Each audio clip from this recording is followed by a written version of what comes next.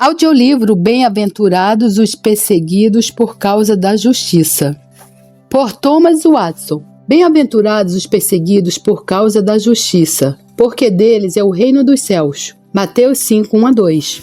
Chegamos à última bem-aventurança. Bem-aventurados os que são perseguidos. Nosso Senhor Jesus Cristo quer que calculemos o custo. Pois qual de vocês, pretendendo construir uma torre, não se assenta primeiro para calcular a despesa e verificar se tem os meios para concluir? Lucas 14, 28.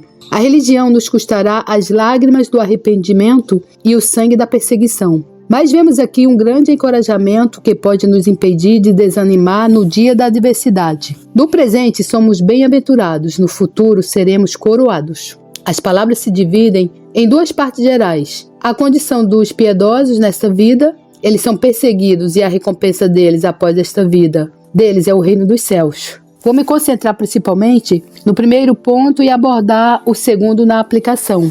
A observação é que a verdadeira piedade geralmente está acompanhada de perseguição, como lemos na palavra de Deus. Através de muitas tribulações, nos importa entrar no reino de Deus. E judeus incitaram os principais da cidade e se levantaram perseguição contra Paulo. Atos 14, 22, 13 e 50.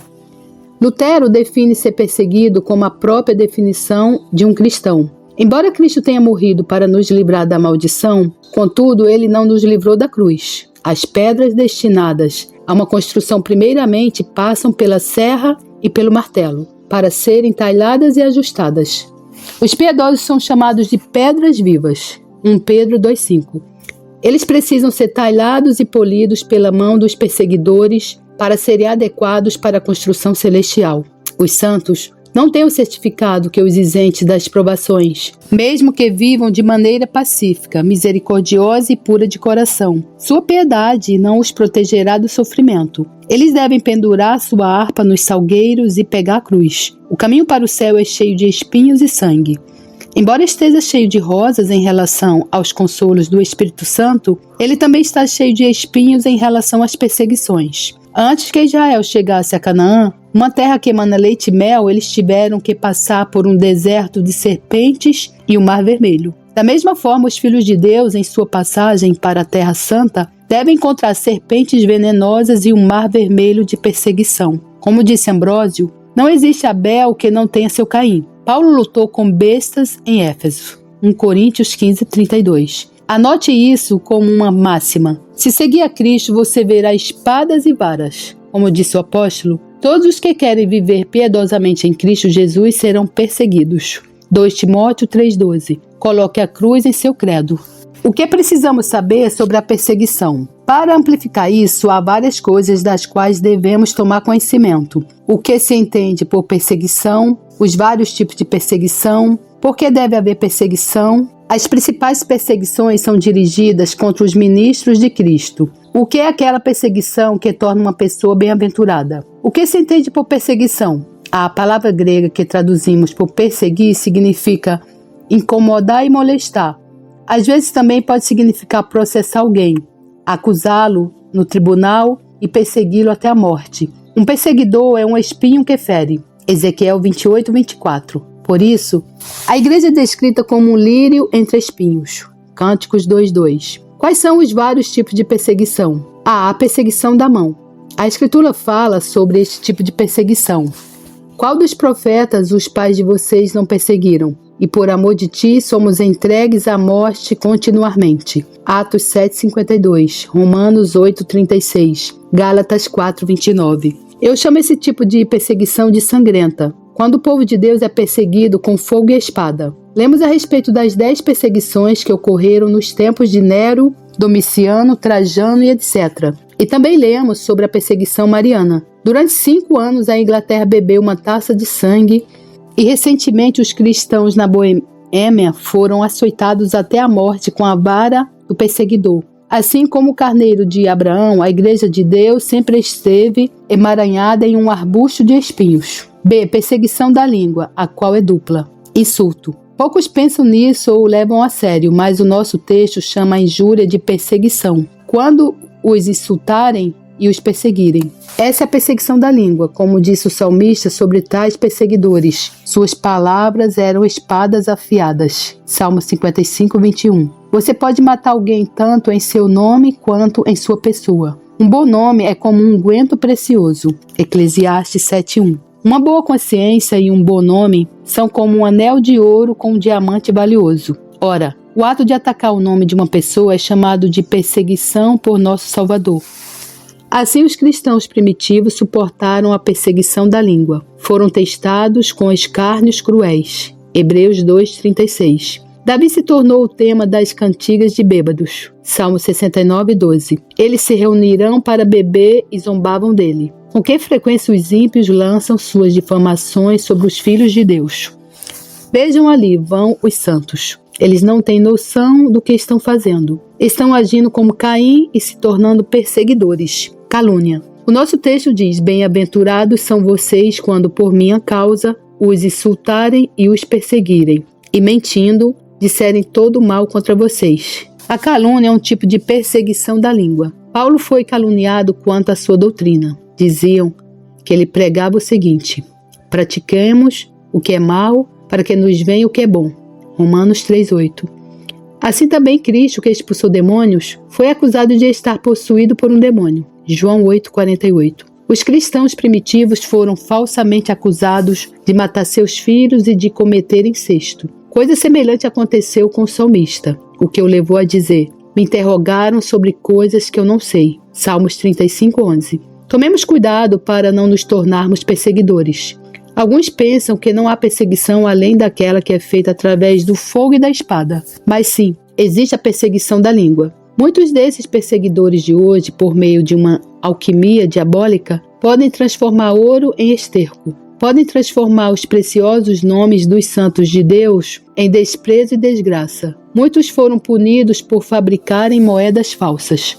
De que castigo muito mais severo serão considerados dignos aqueles que buscam perverter os nomes dos filhos de Deus para que se tornem desprezíveis? Por que deve haver perseguição? Eu respondo que há duas razões para isso. Em relação a Deus, as razões são seu decreto e seu propósito, o decreto de Deus. Vocês mesmos sabem que fomos designados para isso. 1 Tessalonicenses 3:3. Alguém só pode trazer um sofrimento sobre nós se ele tiver sido enviado por Deus. Deus ordenou que Simei amaldiçoasse a Davi. A língua de Simei era flecha, mas foi Deus quem a disparou. O propósito de Deus, ele tem um propósito duplo para as perseguições de seus filhos. Provações. Em Daniel 12:10 lemos: muitos serão purificados. A perseguição é o teste da sinceridade. Ela separa os verdadeiros santos daqueles que são hipócritas. Corações insinceros parecem bons durante a prosperidade. Porém, quando chegam os tempos de perseguição, eles se desviam. Mateus 13, 20 e 21.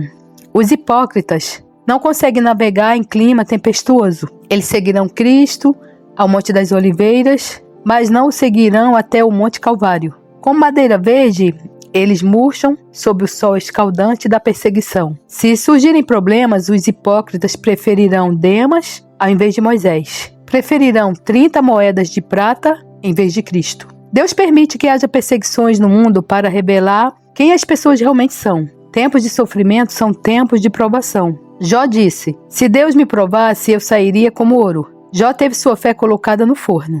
Não obstante, qualquer que seja a perda sofrida por um cristão que é nascido de Deus, ele ainda manterá sua integridade. Jó 2:3. Os verdadeiros discípulos de Cristo seguirão mesmo que tenham que caminhar sobre as águas. Pureza. Deus permite que seus filhos sejam colocados no forno para que possam ser participantes de sua santidade. Hebreus 12:10. A cruz é purificadora.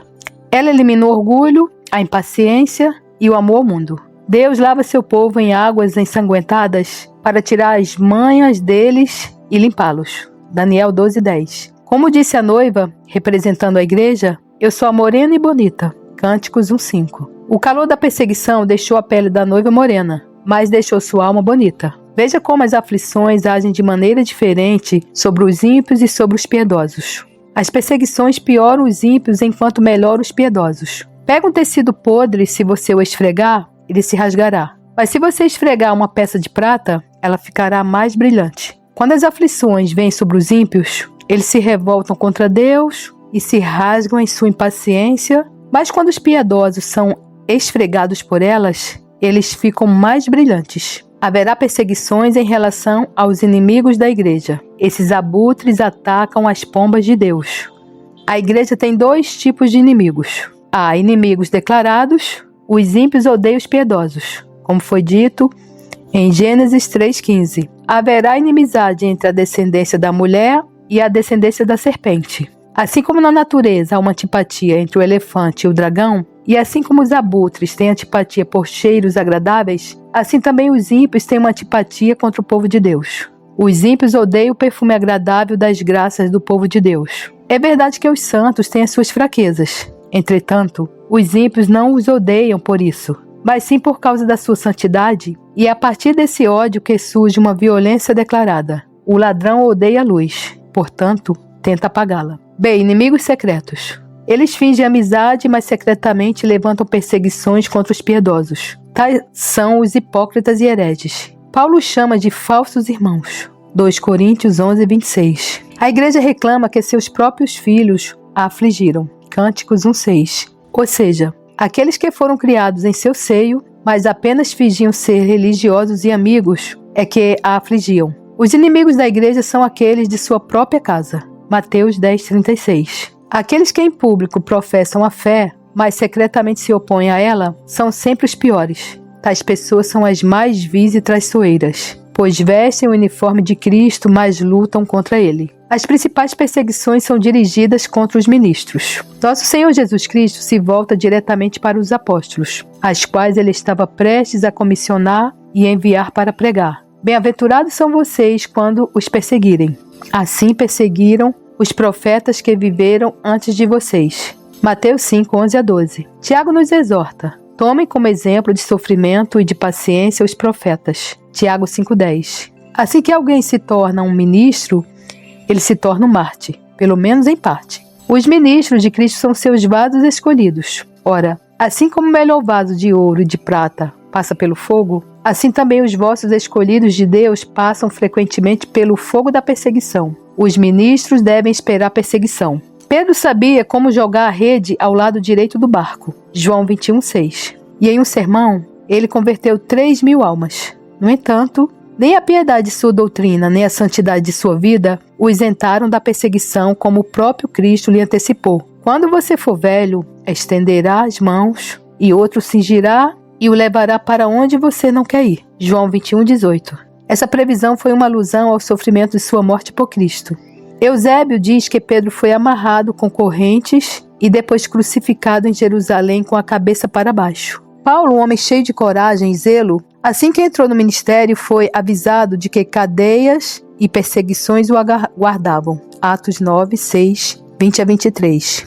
Ele passou por muitos sofrimentos e chegou a declarar: já estou sendo oferecido por libação. 2 Timóteo 4, 6. Aqui ele alude às ofertas de bebida, na qual o vinho ou sangue do sacrifício era derramado, indicando assim de que forma de morte ele glorificaria a Deus. Não sendo morto pelo fogo, mas tendo seu sangue derramado, o que ocorreu quando ele foi decapitado. E para que não parecesse estranho que os ministros de Deus estivessem sob o calor e a fúria da perseguição, Estevão fez a seguinte pergunta: qual dos profetas os pais de vocês não perseguiram? Atos 7:52. Inácio foi dilacerado por animais selvagens. Cipriano e Policarpo foram martirizados. Máximo, o imperador, ordenou a seus oficiais que não matassem ninguém além dos líderes e pastores da igreja. As razões pelas quais a tempestade da perseguição vem principalmente sobre os ministros são: a. Eles têm suas corrupções assim como outros. E para que não se exaltem pela grandeza das revelações, 2 Coríntios 12, 7.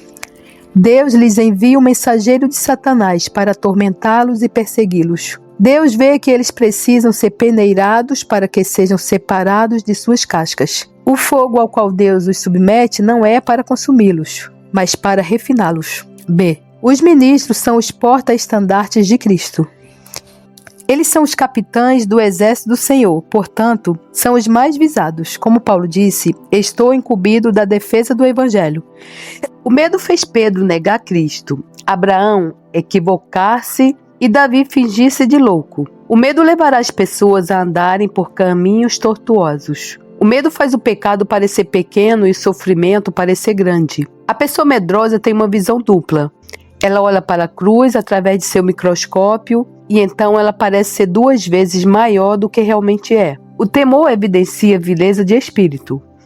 Isso nos leva a cometer atitudes ignóbeis e indignas. Uma pessoa medrosa votará contra sua consciência. O medo enfraquece. Temer é como cortar dos cabelos de Sansão, algo que tira nossa força. O medo derrete a coragem. Todos os moradores da terra estão se derretendo de medo. Josué 2:9. E quando a força de uma pessoa se vai, ela fica completamente inadequada para carregar a cruz de Cristo. O medo é a raiz da apostasia. O medo de Espira o fez abjurar e renunciar à sua religião. O medo nos causa mais danos do que o adversário. O medo não é tanto o inimigo fora do castelo, mas um traidor que está dentro dos muros. Não são tanto os sofrimentos externos, mas o medo traiçoeiro interno que prejudica alguém. Uma pessoa medrosa não conhece postura melhor do que recuar.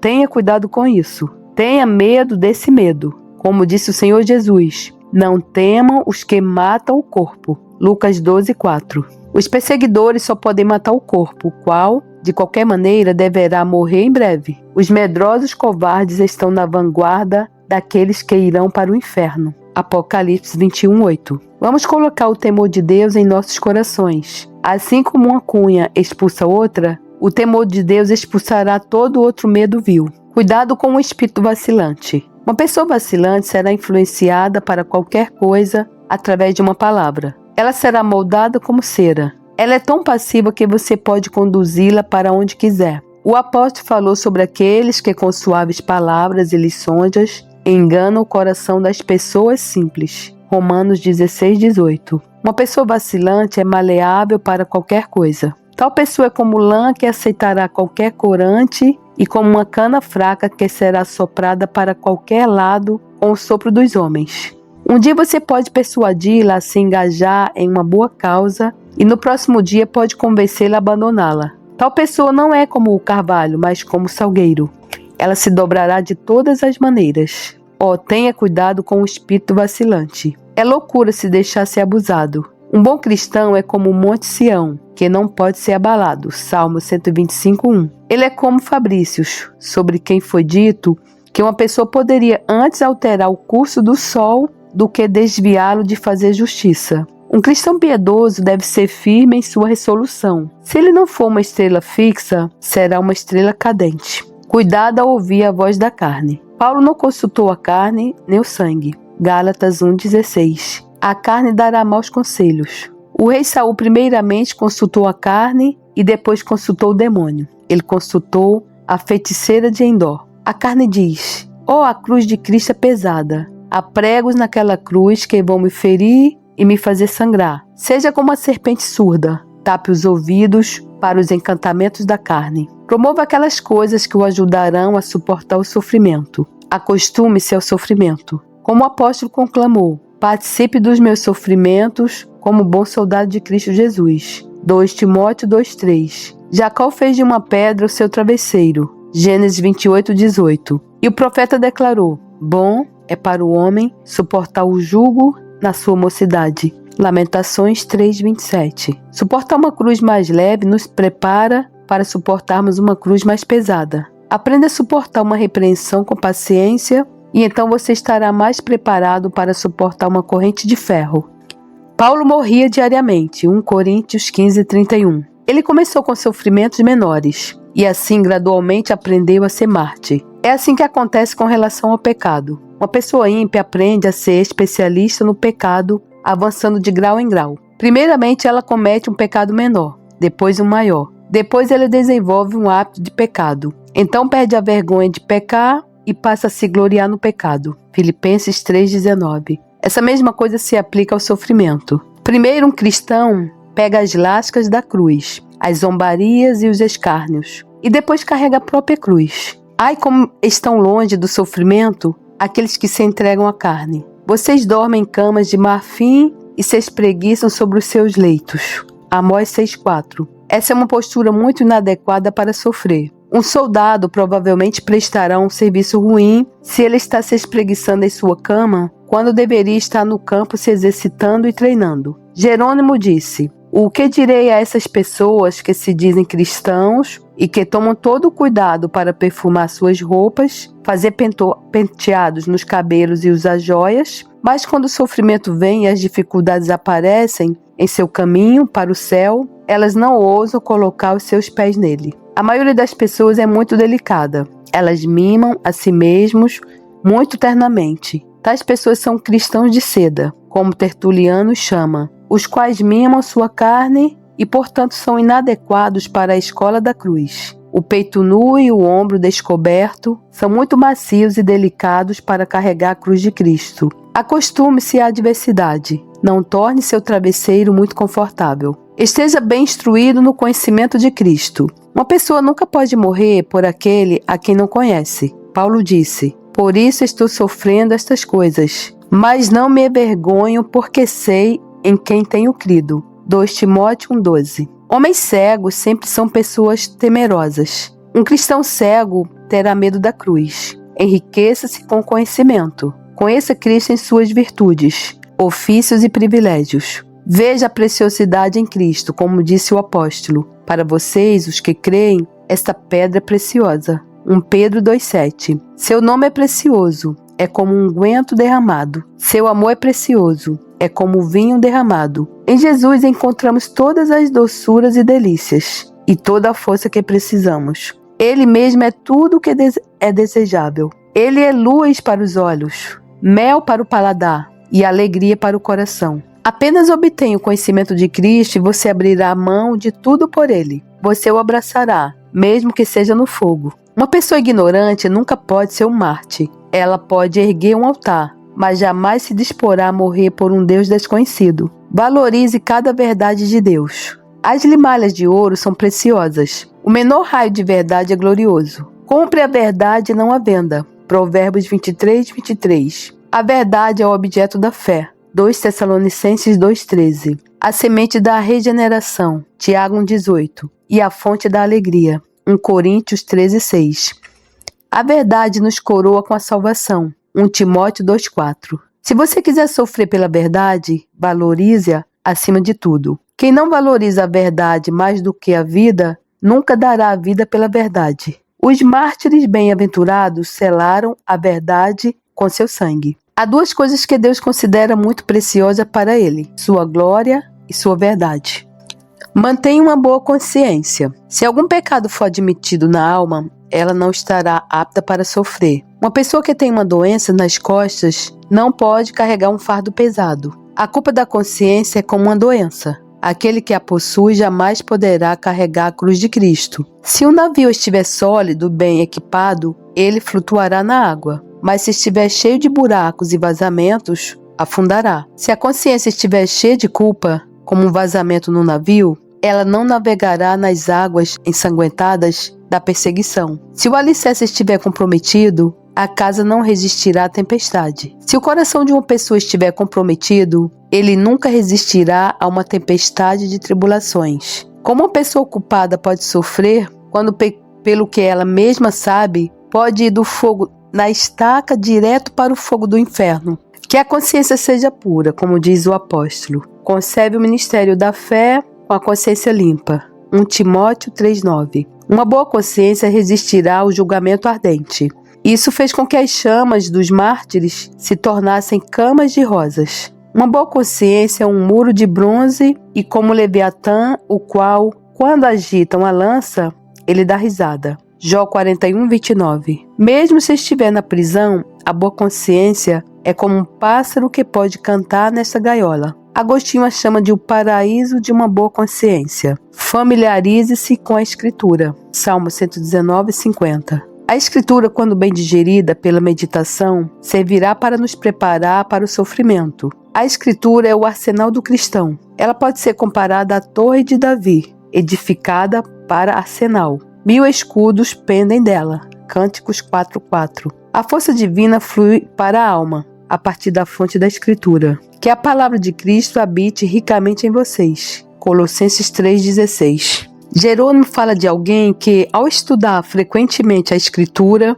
transformou seu peito em uma biblioteca de Cristo. Assim, com a bendita Escritura, é um favo de mel para o consolo. Assim também ela é um arsenal que nos fortalece. Primeiramente, os corações dos mártires arderam em seus peitos. Lucas 24:32. Ao ler a Escritura, e então seus corpos ficaram preparados para arder na fogueira. A Escritura arma um cristão tanto contra a tentação quanto contra a perseguição. A Escritura arma um cristão contra a tentação. Quando tentado pelo diabo, Cristo recorreu à Escritura como sua armadura ao declarar 3 vezes está escrito. Mateus 4, 7 e 10. 3 vezes ele feriu a antiga serpente com sua espada. Jerônimo diz a respeito de Paulo que ele nunca teria suportado tantas tentações sem que tivesse vestido na armadura da Escritura. Cristãos, vocês estão sendo tentados? Recorram à Escritura. Peguem uma pedra dali para atirar contra a testa de uma tentação que é como Golias. Vocês estão sendo tentados ao orgulho? Leiam 1 Pedro 5:5. Deus resiste aos soberbos. Estão sendo tentados à cobiça? Leiam Tiago 1,15. Então a cobiça, depois de haver concebido, dá à luz o pecado. E o pecado, uma vez consumado, gera a morte. A Escritura arma um cristão contra a perseguição. Quando a carne desanima, a Escritura nos revoga. A Escritura coloca sobre nós uma armadura e dentro de nós a coragem. Como lemos em Apocalipse 2:10. Não tenha medo das coisas que você vai sofrer. Eis que o diabo está para lançar alguns de vocês na prisão, para que vocês sejam postos à prova e passem por uma tribulação de 10 dias. Seja fiel até a morte, e eu lhe darei a coroa da vida. Diante disso, o cristão diz: não tenho medo de sofrer. Não tenha medo do que você está prestes a sofrer. Mas por que devo sofrer? Eu amo a Deus? Será que isso não é suficiente? Não, mas Deus testará seu amor. O ouro de Deus é melhor testado na fornalha. Mas essa perseguição será muito longa? Não, será apenas por 10 dias. Pode ser duradoura, mas não é eterna. O que são 10 dias em comparação com a eternidade? Mas de que adianta para mim sofrer? O que resulta disso? Seja fiel até a morte,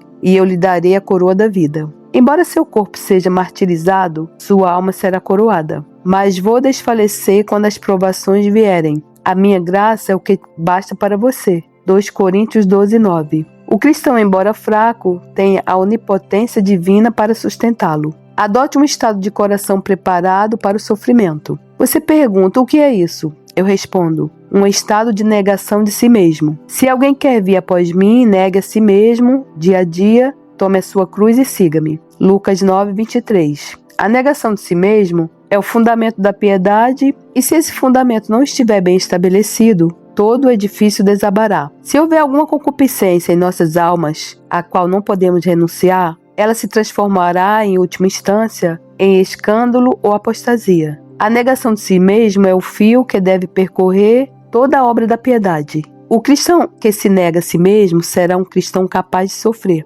Negue a si mesmo dia a dia, tome a sua cruz e siga-me. Com o objetivo de dar uma explicação mais detalhada disso, farei as seguintes 2 coisas. A. Mostrarei o que significa a palavra negar. B. Mostrarei o que significa negar a si mesmo. O que significa negar? A palavra negar significa deixar de lado, abandonar, aniquilar a si mesmo. Beza traduz essa palavra nessa passagem como renuncia a si mesmo. B. O que significa negar a si mesmo? Negar a si mesmo é negar o eu. E isso pode ser entendido de 4 maneiras. O eu mundano, o eu relacional, o eu natural e o eu carnal. Uma pessoa deve negar o seu eu mundano, ou seja, o que ela tem neste mundo, isto é, suas posses. Como os apóstolos fizeram. Eis que nós deixamos tudo e seguimos o Senhor. Mateus 19:27. O ouro de Ofir deve ser negado em troca da pérola de grande valor. Como disse o Marquês de Vico, que o seu dinheiro pereça com aqueles que consideram que todo ouro e prata no mundo são tão valiosos quanto uma hora de comunhão com Cristo. Uma pessoa deve negar o seu eu relacional, ou seja, seus relacionamentos mais queridos. Se Deus a chamar a fazer isso, se nosso parente mais próximo, pai ou mãe, estiver em nosso caminho e quiser nos impedir de cumprir nosso dever, devemos pular sobre eles ou pisar sobre eles. Jesus disse, se alguém vem a mim e não me ama mais do que ama o seu pai, a sua mãe, a sua mulher, os seus filhos, os seus irmãos, as suas irmãs e até a sua própria vida, não pode ser meu discípulo. Lucas 14, 26. Com Jesus é tudo ou nada. Relacionamentos não devem ser mais estimados do que Cristo. Uma pessoa deve negar o seu eu natural. Ela deve estar disposta a se tornar um sacrifício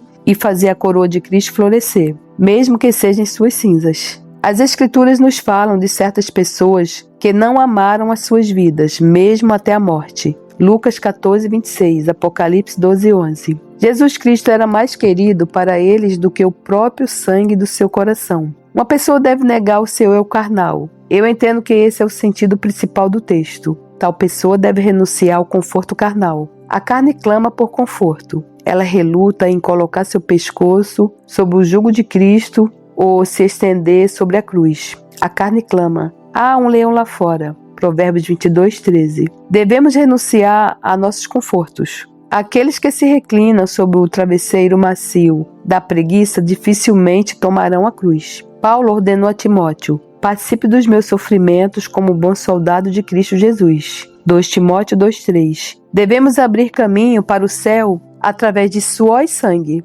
Os soldados de César lutavam mesmo que estivessem com fome e frio. Uma pessoa deve negar a sua autoestima. Por natureza, toda pessoa tem uma opinião elevada de si mesma. Ela está embriagada de orgulho espiritual. E uma pessoa orgulhosa é inadequada para sofrer. Ela julga ser boa demais para sofrer e chega a dizer: o quê? Será que eu, que sou de uma descendência tão nobre, que possuo habilidades tão elevadas e que desfruto de tão boa reputação e credibilidade diante do mundo, devo sofrer? Uma pessoa orgulhosa desdenha da cruz. Negue a sua autoestima. Como Cristo sofreu? Ele se humilhou e tornou-se obediente até a morte, e morte de cruz. Filipenses 2,8. Que as plumas do orgulho sejam retiradas. Uma pessoa deve negar a autoconfiança. A autoconfiança de Pedro o destruiu. Depois que Cristo avisou que ele o trairia, Pedro respondeu: ainda que o Senhor venha a ser um tropeço para todos, nunca o será para mim. Ainda que me seja necessário morrer com o Senhor, de modo nenhum o negarei. Mateus 26, 33 a 35. Como esse homem foi presunçoso a respeito de sua própria força. É como se ele tivesse considerado que tinha mais graça do que todos os apóstolos juntos. Sua negação de Cristo ocorreu por falta de negação de si mesmo.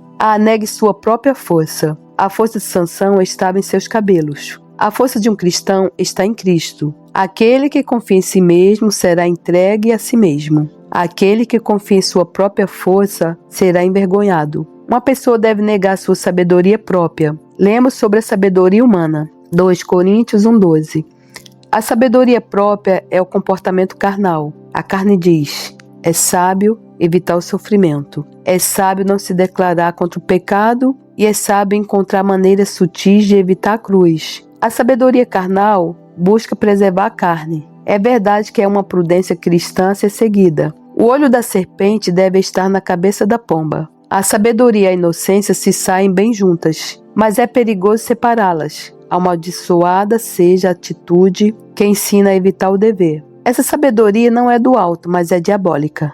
Tiago 3,15. Ela é aprendida com a antiga serpente. Essa sabedoria finalmente se mostrará ser tolice. É como uma pessoa que, para poupar seu ouro, lança si mesma ao mar. Muitas pessoas, para salvar sua pele, condenarão suas almas. A pessoa deve negar sua vontade própria. Gregório chama a vontade de comandante de todas as faculdades da alma. Na inocência, Adão possuía uma mentalidade correta e sua vontade era coerente com ela. A vontade era como um instrumento afinado. Ela estava cheia de harmonia e docemente sintonizada com a vontade de Deus. Mas agora a vontade está corrompida e, como uma maré forte, nos inclina violentamente para o mal. A vontade não apenas tem uma disposição para o bem, mas uma oposição ao bem, como é dito em Atos 7,51. Vocês sempre resistiram ao Espírito Santo. Não há inimigo maior do que a vontade. Ela está rebelada contra Deus. 2 Pedro 2,10. A vontade ama o pecado e odeia a cruz. Ora, para que um dia sejamos capazes de sofrer por Deus, devemos ser capazes de contrariar nossa própria vontade.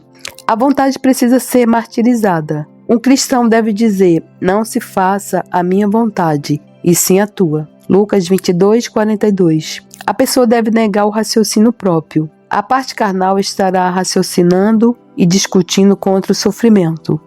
Em Marcos 2:8, o Senhor indagou aos seus discípulos: por que vocês estão pensando essas coisas em seu coração? Raciocínios como esses começarão a surgir em nossos corações. A perseguição é amarga, sim, mas ela é bem-aventurada. Bem-aventurado é aquele que suporta com perseverança a provação. Tiago 1:12. A cruz é pesada, mas quanto mais rude é a cruz, mais brilhante será a coroa. É triste se separar de bens e parentes, mas Cristo é melhor que tudo. Ele é o maná para fortalecer, o vinho para confortar e a salvação para coroar. Oh, glórias, glórias e glórias e glórias! A liberdade é desejável. Essa restrição abre caminho para uma liberdade maior. Como disse o salmista, na angústia, tu me deste alívio. Salmos 4:1. Mesmo quando os pés estão amarrados com correntes, o coração pode ser agradavelmente dilatado e ampliado. Assim devemos silenciar esses raciocínios egoístas contra o sofrimento que estão propensos a surgir no coração. Esse estado de negação de si mesmo é muito difícil. É como arrancar o olho direito, Mateus 5:29. É mais fácil vencer homens e demônios do que vencer a si mesmo. O que domina o seu espírito é mais poderoso do que o que conquista uma cidade. Provérbios 16:32. O eu é o ídolo, e quão difícil é sacrificar esse ídolo e transformar a busca de satisfação do eu em negação de si mesmo. Entretanto, embora isso seja difícil, é essencial para o sofrimento. Um cristão deve primeiramente renunciar a si mesmo antes de poder pegar a cruz. Infelizmente, quão distantes estão do sofrimento aqueles que não conseguem negar a si mesmos, nem mesmo nas coisas mais simples, como sua alimentação, o vestuário. Em vez de martirizar a carne, eles a mimam. Em vez de pegar a cruz, pegam suas taças. Será que satisfazer todos os desejos da carne é negar a si mesmo? Tenha certeza de que aqueles que não conseguem negar a si mesmos, negarão a Cristo, se o sofrimento chegar. Ó cristãos, se vocês querem ser capazes de carregar a cruz de Cristo, comece a negar a si mesmos. Considerem o seguinte: tudo que você negar por Cristo encontrará novamente em Cristo. Todo aquele que tiver deixado casas, irmãos, irmãs, pai, mãe, filhos ou campos, por causa do meu nome, receberá muitas vezes mais e herdará a vida eterna. Mateus 19:29. Aqui está um negócio muito vantajoso. É justo que você negue a si mesmo por Cristo. Jesus Cristo não negou a si mesmo por você. Ele negou a sua alegria, deixou a casa do Pai, negou a sua honra, suportou a vergonha. Hebreus 12:2. Negou a sua vida e derramou seu sangue como sacrifício sobre o altar da cruz. Colossenses 1:20. Cristo negou a si mesmo por você. Será que você não deveria negar a si mesmo por ele? A negação de si mesmo é o sinal mais elevado de um cristão sincero. Hipócritas podem ter grande conhecimento e fazer grandes profissões de fé, mas é apenas o santo verdadeiro que pode negar a si mesmo por Cristo. Li sobre um santo homem que foi tentado por Satanás, o qual disse a ele: por que você se submete a todas essas dores? Você vigia, jejuma e se abstém do pecado. Ó homem, o que você faz mais do que eu? Você não é bêbado, nem adúltero, eu também não sou. Você vigia? Deixe-me dizer, eu nunca durmo. Você jejuma? Eu nunca como. O que você faz mais do que eu? O homem piedoso respondeu: eu lhe direi por que faço isso, Satanás. Eu oro, sirvo ao Senhor e, sobretudo, eu nego a mim mesmo. Satanás respondeu: então você vai além de mim, pois eu exalto a mim mesmo. E assim ele desapareceu. A negação de si mesmo é o melhor teste de sinceridade. Por meio dela, você vai além dos hipócritas. Negar a si mesmo é justamente o que outros fizeram antes de você. Moisés negou a si mesmo. Ele negou as honras e os lucros do palácio. Hebreus 11:24-26. Abraão negou seu próprio país ao ser chamado por Deus. Hebreus 11:8. Marcos Aretusos suportou grandes tormentos por Cristo. Se ele tivesse dado apenas meio centavo para a reconstrução do templo de um ídolo, poderia ter sido libertado. Mas ele não faria isso mesmo que tal coisa salvasse sua vida. Aqui estava um santo que se negou a si mesmo. Haverá um tempo, em breve, em que se você não negar o mundo por Cristo, o mundo negará. O mundo agora nega satisfação para você e em breve negará um lugar. Ele não permitirá sequer que você respire e permaneça na posse de seus bens. Mas o que é pior é que não apenas o mundo negará, mas Cristo também o negará, como lemos em Mateus 10:33. Mas aquele que me negar diante das pessoas, também eu negarei diante de meu Pai, que está nos céus. Obtenha graças que o ajudarão a enfrentar o sofrimento, especialmente essas três: fé, amor e paciência. A primeira graça que nos ajuda a suportar o sofrimento é a fé. Em Efésios 6,16 está escrito: segurando sempre o escudo da fé, com o qual poderão apagar todos os dardos inflamados do maligno.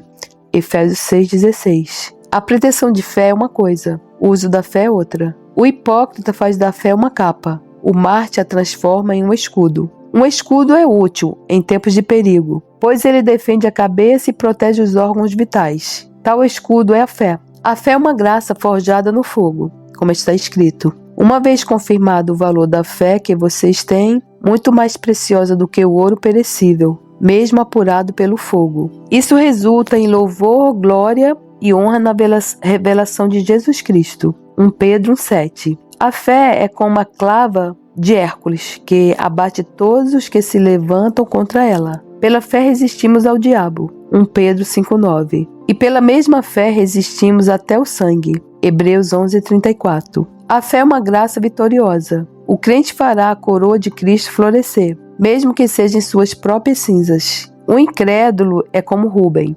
impetuoso como a água. Gênesis 49:4. Um crente é como José, que embora os arqueiros atirassem nele, o seu arco, porém, permaneceu firme. Gênesis 49:24.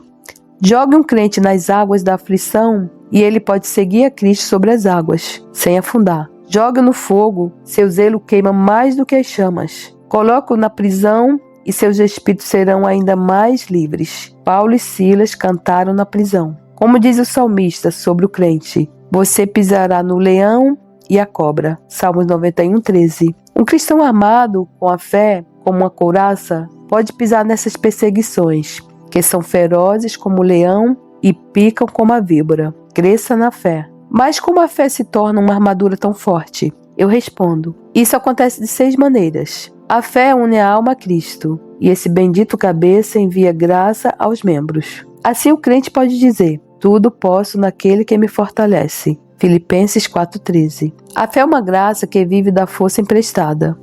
Assim como quando precisamos de água, vamos ao poço buscá-la, e assim como quando precisamos de ouro, vamos à mina. Assim também a fé vai a Cristo em busca de força para sua alma, por meio do que ela é capacitada tanto para fazer quanto para sofrer. Essa é a razão pela qual a fé é uma graça que opera maravilhas. A fé opera um desprezo pelo mundo no coração. A fé nos dá uma concepção correta a respeito do mundo. Considerei todas as obras que as minhas mãos fizeram, e também o trabalho que eu, com fadigas, havia feito. E eis que tudo era vaidade e correr atrás do vento, e nenhum proveito havia debaixo do sol. Eclesiastes 2:11. A fé mostra o mundo em seu traje sombrio e despido de todas as suas joias e enfeites. A fé faz o mundo aparecer em seu verdadeiro estado. A fé mostra à alma coisas melhores do que o mundo. Ela dá uma visão de Cristo e da glória eterna, bem como nos dá uma perspectiva do céu.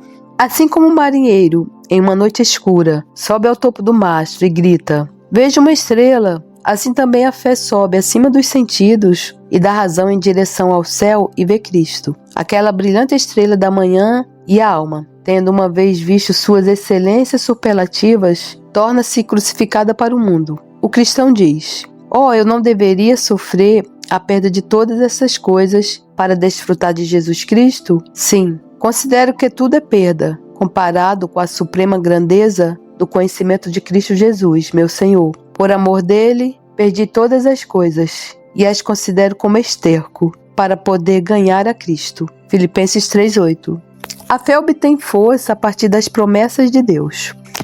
A fé vive das promessas. Tira o peixe da água e ele morrerá. Tira a fé de uma promessa e ela não poderá viver. As promessas são os seios da consolação. Quando criança mama, ela ganha força. A fé obtém força sugando o peito de uma promessa. Quando uma guarnição está sitiada e está prestes a ceder ao inimigo, forças de auxílio são enviadas para socorrê-la. Assim, quando a fé começa a enfraquecer e está prestes a desfalecer no dia da batalha, então as promessas reúnem suas forças e todas vêm em socorro da fé. E então ela é capaz de resistir à provação ardente. A fé dá à alma uma visão correta do sofrimento. A fé desenha o verdadeiro quadro do sofrimento. O que é sofrimento? A fé diz que é apenas o sofrimento do corpo e que logo, segundo o curso da natureza, esse se desfará em pó. A perseguição só pode tirar a minha vida. Uma febre ou outra doença podem fazer o mesmo. Ora, a fé dá à alma uma visão correta do sofrimento e faz, por assim dizer, uma avaliação justa dele, capacitando o cristão a prostrar sua vida aos pés de Cristo. A fé reconcilia as providências de Deus com suas promessas. Em um primeiro momento, quando consideramos a viagem de Paulo, a providência parecia estar contra ele. Um tufão de vento se desencadeou sobre ele. Atos 27:14. Mas Deus havia lhe feito uma promessa de que salvaria sua vida e a vida de todos que estavam com ele no navio. Versículo 24. Portanto, mesmo quando o vento era contrário, Paulo acreditava que finalmente ele seria levado ao porto. Assim, quando o senso comum diz, aqui está uma providência difícil, grandes sofrimentos estão chegando e eu estou perdido. Então a fé diz, sabemos que todas as coisas cooperam para o bem daqueles que amam a Deus, daqueles que são chamados segundo o seu propósito. Romanos 8:28. Essa providência, embora sangrenta, cumprirá a promessa. A aflição cooperará para o meu bem. Ela curará a minha corrupção e salvará minha alma. Assim a fé faz o vento e a maré irem juntos. O vento de uma providência irá juntamente com a maré da promessa. E isso capacita um cristão a enfrentar o sofrimento da perseguição. A fé extrai doçura do sofrimento. A fé mostra Deus reconciliado e o pecado perdoado. E então, quão doce cada sofrimento se torna. A abelha coleta o néctar mais doce da erva mais amarga. Como diz o ditado, um remédio amargo muitas vezes dá força ao cansado. Assim a fé extrai as consolações mais doces a partir das provações mais agudas. A fé olha para o sofrimento como sinal do amor de Deus. Como alguém já disse, as aflições são flechas afiadas, mas foram lançadas pela mão de um Pai amoroso. A fé pode saborear o mel na ponta da vara da aflição. A fé extrai a alegria do sofrimento. Vocês ficarão tristes, mas a tristeza de vocês se transformará em alegria. João 16:20. A fé tira mel da carcaça do leão. A fé encontra uma joia quando está ao pé da cruz. Assim você vê como a fé se torna uma graça que opera maravilhas. A palavra de Deus nos ordena: tomem, sobretudo, o escudo da fé. Efésios 6:16. Um crente que lançou sua âncora no céu não pode afundar nas águas da perseguição. Glórias a Deus, graças a Deus, louvado seja o nome do Senhor por esse ensino. Obrigada, Deus Pai, Deus Filho, Deus Espírito Santo, por esse ensino tão abençoador. Obrigada, Senhor, porque restabelecesse a minha voz. Irmãos, realmente é como esse homem ensina aqui. A fé, ela é a base de tudo, irmão. É por isso que a palavra de Deus diz que sem fé é difícil agradar a Deus. Eu estou de férias e ia tirar minhas férias para me dedicar à obra do Senhor. Pois bem, essa semana eu fui visitar uma amiga, ela não falou nada, ela estava com coronavírus. E 2 dias depois eu caí, arriei, a ponto de eu passar a madrugada toda com enxaqueca, tomar vários remédios e nada fazer efeito. Dor no corpo, febre, um cansaço. E eu não sabia que era coronavírus. Hoje eu sei porque ela me disse que tinha perdido o olfato. Ela me falou isso hoje só. Então teve um dia que eu tentei fazer a gravação. Quando eu abri a boca e falei 2 palavras, eu estava faltando ar. Eu estava assim, acabada a um ponto que de manhã, quando eu acordei e eu fui me ajoelhar para orar, eu não conseguia. Não conseguia orar. Minha cabeça ela não conseguia meditar, irmão. Era uma coisa assim absurda. eu estava muito fraca, mas muito fraca mesmo. Então eu lembrei do ensino do Martinho Lutero, que ele disse que muitas vezes, quando ele não conseguia orar, quem faz com que a gente não faça com que a gente não ore, irmão? É maligno. O maligno, o objetivo dele é fazer a gente não orar de jeito nenhum. Porque a carne, ela é inimiga de Deus, né? A mente é inimiga de Deus. E então o maligno, ele faz de tudo, irmão, para a gente não orar. E Martinho Lutero, no ensino que eu escutei dele, ele disse que quando ele não conseguia orar, ele proclamava os salmos. Ele pegava a Bíblia, proclamava vários salmos, e era como se fosse, não, na verdade, os salmos, além de ser adoração a Deus, ele também é uma oração, e poderosa, né? Irmãos, assim eu fiz.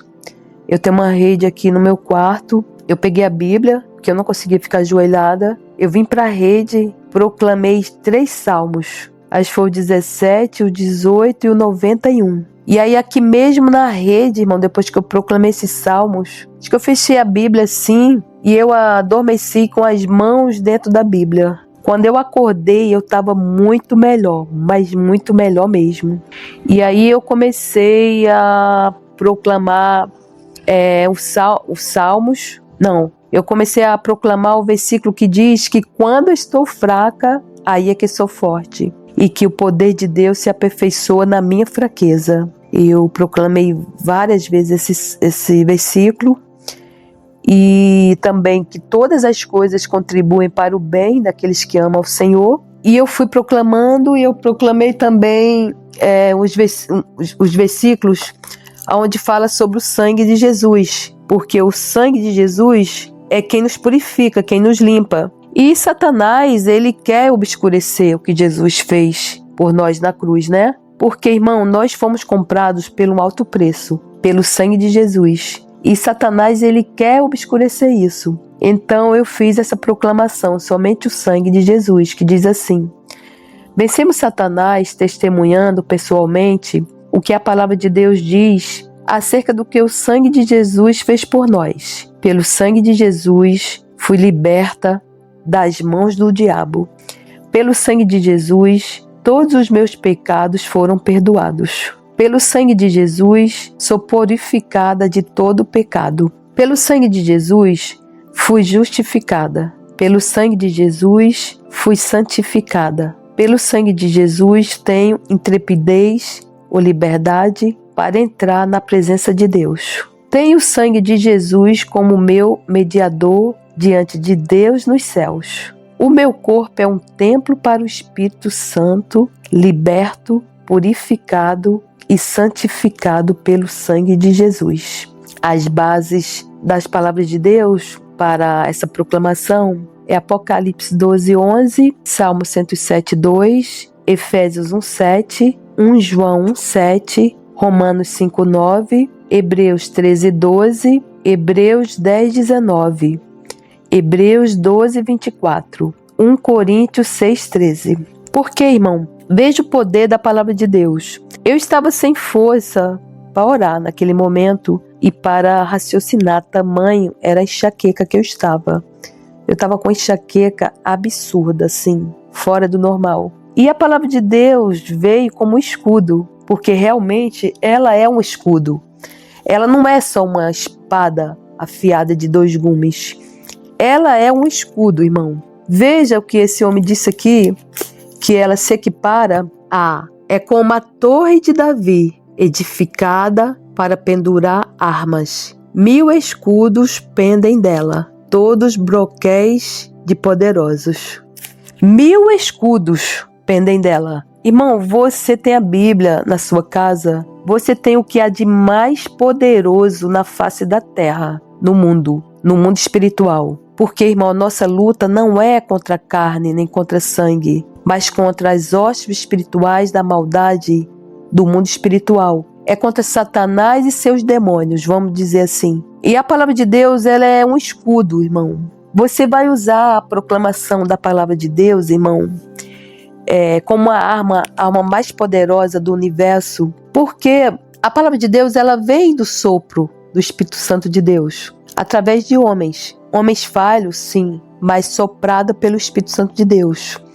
A partir da palavra de Deus, o mundo se formou, tudo se formou. Jesus, ele veio para a terra, era a palavra de Deus, o verbo encarnado. Então, irmão, você tem o que há de mais poderoso aí do universo, a Bíblia, as Sagradas Escrituras, a palavra de Deus, o sopro divino da palavra. Você vai usar, irmão, essa arma em qualquer situação e você vai sair vencedor. Veja bem, você primeiro precisa ter fé, porque sem fé é difícil agradar a Deus. Você não vai proclamar a palavra de Deus como manta, como se fosse de um Buda. Não, é com fé. E segundo, para você obter vitória usando essa arma poderosa da palavra de Deus, você precisa estar sentado à mesa do Senhor. Você precisa ser chamado de filho. E quando é que isso acontece? Isso acontece quando você deixa de ser filho do maligno. Você é filho do maligno, a gente é filho do maligno. Quando a gente está no mundo pecando,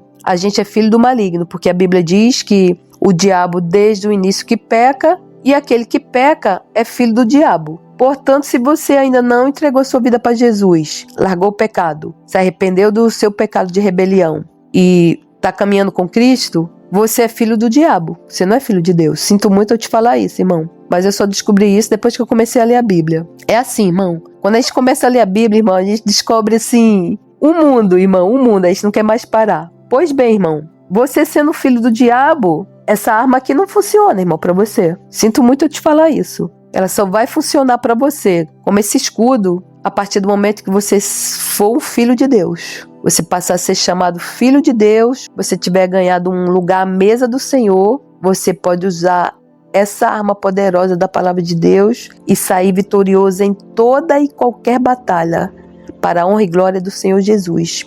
Então, irmão, recebe esse ensino e que Deus possa abrir o seu entendimento, te dar sabedoria e que você possa, irmão, entrar com os 2 pés no reino do Senhor e se vestir de todas as armas que a palavra de Deus nos fornece, que não é só a espada do Espírito, que é a palavra de Deus, mas nós temos o escudo da fé, que nos protege contra os dardos do maligno, o capacete da salvação, a couraça da justiça, calçar os sapatos com o evangelho da paz, oração e jejum. E sendo Cristo o nosso cabeça, irmão, o Filho de Deus, o Filho do guarda de Israel, do leão da tribo de Judá, do Deus que nunca dorme, irmão, nós somos mais do que vencedores em Jesus Cristo, irmão. Não tem luta, não tem batalha, irmão, pela qual nós não sairemos vencedores, porque Jesus Cristo é o nosso general. Então, irmão, tá esperando o quê para você entrar com os 2 pés no reino do nosso Senhor Jesus Cristo, que reina, vive, está vivo e está às portas. Jesus está às portas, irmão. Jesus, ele está às portas, ele está voltando como um juiz para julgar. Ele está com um cetro de ouro em suas mãos e ele é um juiz justo. Portanto, irmão, entra no reino, faz parte do reino, irmão, do Senhor Jesus. Porque aquele que é amigo do rei pode ter tudo, e os inimigos do rei, nada. Aos amigos, tudo, que é a coroa da justiça. E aos inimigos, o lago de fogo de enxofre. É esse ensino, irmão, que eu tenho para você. E a Bíblia diz que quando o sábio, ensina para o sábio, ele se torna mais sábio. Mas quando é para o tolo ou para o ímpio, ele meneia a cabeça e range os dentes. Não faça isso, irmão. Não meneie a cabeça e range os dentes, irmão. Torne-se mais sábio. Para a honra e glória do Senhor Jesus, porque tudo é para Ele, porque dele para Ele são todas as coisas. Graças a Deus. Obrigada, Senhor.